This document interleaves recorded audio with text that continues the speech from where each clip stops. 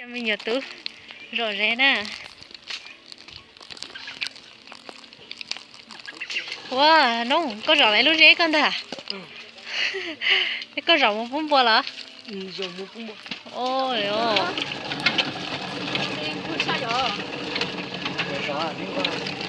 Thế chứ có một rõ xí sao?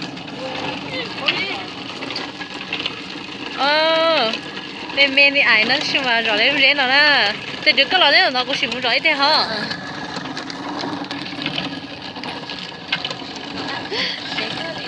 Nên rõ về phút bò là bốc cái à? Phút bò là?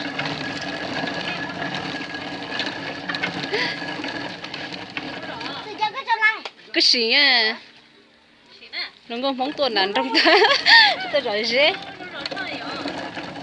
Trâu tuần từ đó có nhà anh tử. Xí.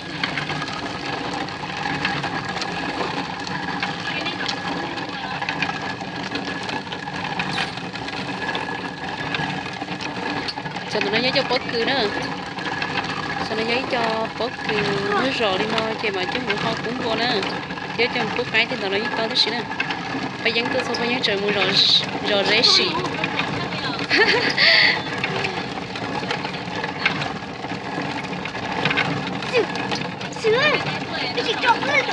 Có một tay rõi sao kia mà.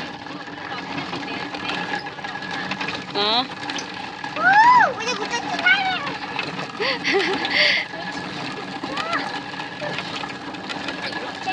Nên tôi hỏi tôi rồi dễ non kìa, nên nhau tôi không?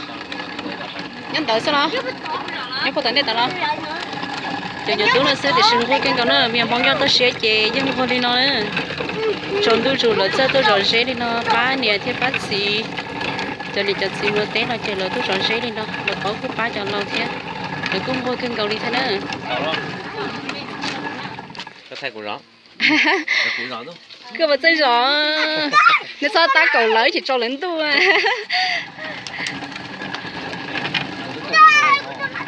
Ở cái chỗ này là có đứa này này. Có đứa. Vẫn có trò. Có mà chơi trò à? Chả trong có tao à? Sao tròn to chỉ lừa à, chỉ mò à?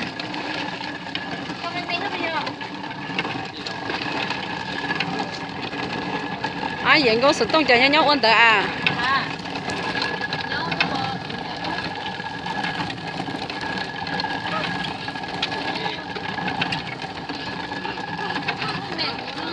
Cứ lên lo. Để rồi lấy rồi bắt tao giờ tao nữa. Ô, chuẩn đâu cái sợ, ôi anh. Chuẩn đâu cái này. Chuẩn chân tao kinh cái bên nó nữa, cái rồi lấy nó tao, thế thì chuẩn tao kinh cái họ nó nữa. Cái tao lúc cái họ nó. Cho nó cho sợ nó nè. Nè, cho đi nó nè. Mình nhớ tú xứ thì sẽ lớn qua cái cầu đi kia.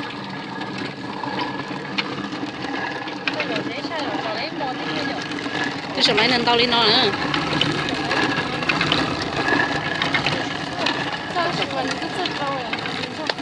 Rồi lấy đi đi.